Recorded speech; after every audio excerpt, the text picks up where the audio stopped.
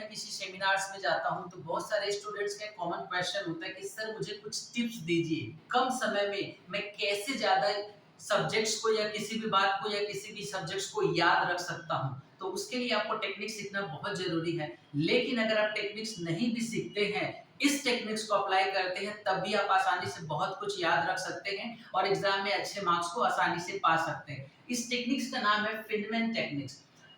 Richard Feynman Nobel prize winner है और उनको नोबेल प्राइज मिला है इस टेक्निक्स के लिए। ये टेक्निक्स बहुत ही सिंपल है। फिनमैन टेक्निक्स हमें बताता है कि कैसे हम कम समय में कुछ भी याद रख सकते हैं। तो इसके कुछ पॉइंट्स हैं। पहला पॉइंट्स है, आपको एक टॉपिक सिलेक्ट करना है। आप जिस भी टॉपिक्स को याद करना चाहते हैं, जिस भी टॉपिक्स पे कमांड पाना चाहते हैं, पहले आपको उस टॉपिक्स को सिलेक्ट करना है और उसको क्या करना है, उसको रीड करना है, उसको स्टडी करना है, उसको गो थ्रू करना है, उसको जितनी बार हो सके 1 बार 2 बार अच्छे से उसको पढ़ाई करना है। पढ़ने के बाद आपको जो भी समझ में आया हो, कम समझे ज़्यादा समझे, इससे कोई फर्क नहीं पड़ता है। आपको फिर क्या करना है, आपको उसमें कुछ इमेजेस में उसको कन्वर्ट करना है।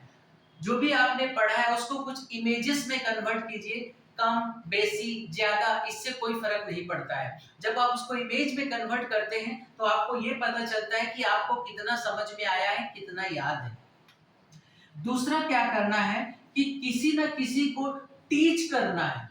जो भी आपने पढ़ा, थोड़ा समझा ज्यादा समझा, इससे कोई फर्क नहीं पड़ता है। सेम टॉपिक्स को आपको किसी को बताना है, किसी को पढ़ाना है, किसी को सिखाना है।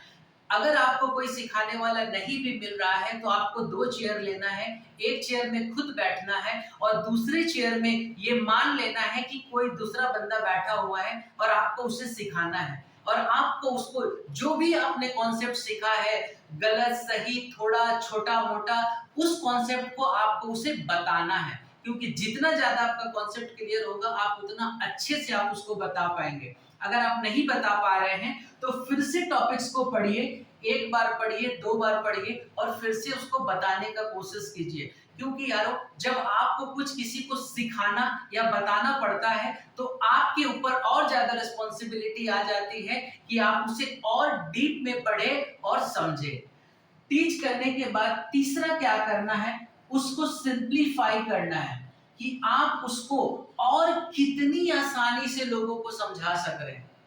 पहले तो उनको बताना है और तीसरा स्टेप पे क्या करना है, और भी उसको आसान बनाना है।